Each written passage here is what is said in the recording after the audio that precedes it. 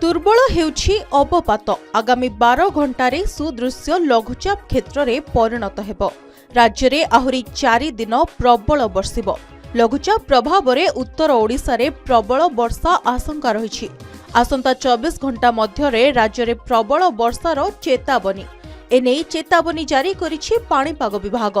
क्रमशः पश्चिम उत्तर पश्चिम दिगरे गति करी दक्षिण ओडिशा और दक्षिण छत्तीसगढ़ मुहां हेबो।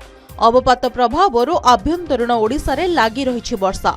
आसंता 24 तारीख जाए प्रबल वर्षा आशंका रही।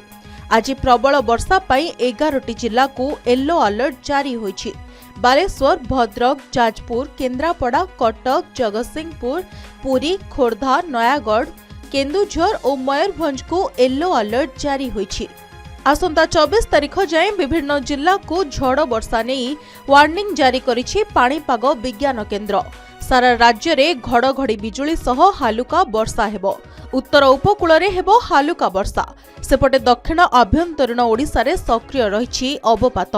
दक्षिण ओडिशा रे लगाण वर्षा रे स्थिति बेहाल होइतिबा बेले आज मध्य भिजिबो दक्षिण ओडिशा। सेपटे समुद्र उपकूल अंचल रे 40 ରୁ 60 किलोमीटर बेगरे पवन बहिबार संभावना रही। एने समुद्र अशांत रहिबो। तेणु मेघुआ पाग और पवनर बेग को नहीं मत्स्यजीवी को समुद्र भितर को बारण करिछि पाणीपाग विभाग। ब्यूरो रिपोर्ट, के न्यूज ओडिशा।